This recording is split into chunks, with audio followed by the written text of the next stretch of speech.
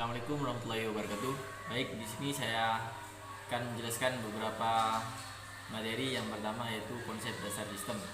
Secara umum, sistem adalah sekumpulan atau elemen yang saling berkaitan dan saling mempengaruhi dalam melakukan kegiatan bersama untuk mencapai suatu tujuan. Contoh, sistem komputer terdiri dari software, hardware, dan brainware.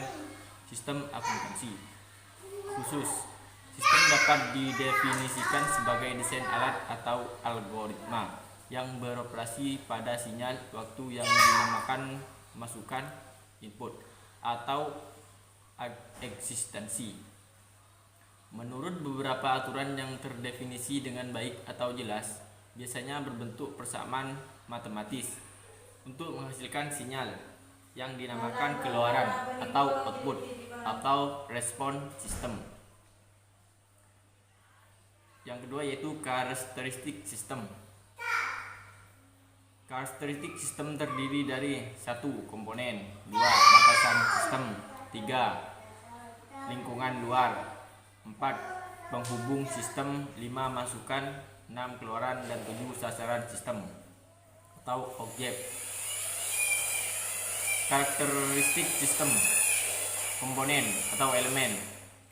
Komponen dari suatu sistem dikenal sebagai subsistem. Setiap subsistem mempunyai sifat dari sistem yang menjalankan suatu fungsi tertentu dan mempengaruhi proses sistem secara keseluruhan.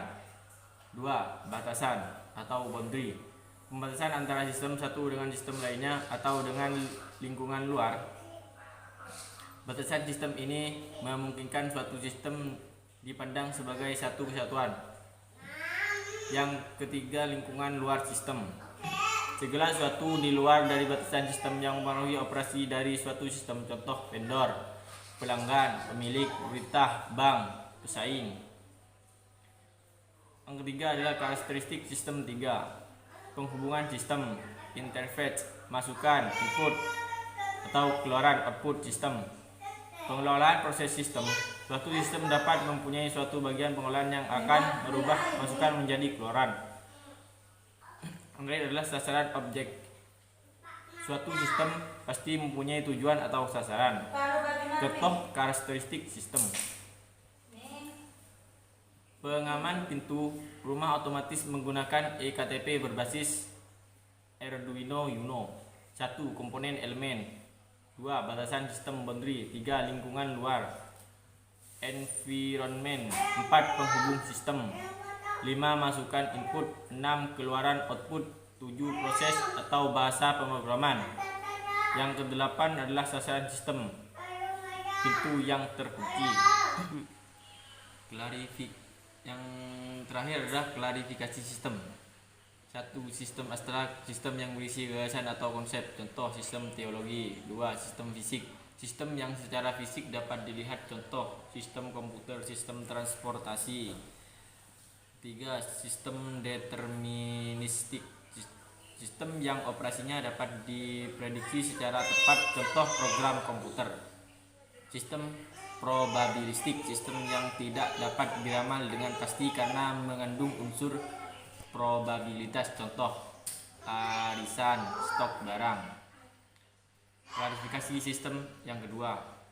Sistem tertutup, sistem mandiri, sistem yang tidak bertukar materi, informasi atau energi dengan lingkungan, tidak dipengaruhi oleh lingkungan. Contoh, reaksi kimia dalam sebuah tabung tertutup. Sistem terbuka, sistem yang berhubungan dengan lingkungan dan dipengaruhi oleh lingkungan. Contoh, sistem keorganisasian, sistem penawaran. Yang terakhir adalah klarifikasi sistem 3. Sistem alamiah, sistem yang terdiri karena alam, tidak dibuat oleh manusia. Contoh, sistem tata surya.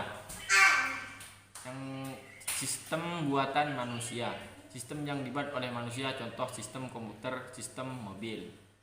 Nah, mungkin cukup itu saja yang dapat saya sampaikan. Kurang lebihnya mohon maaf. Wassalamualaikum warahmatullahi wabarakatuh.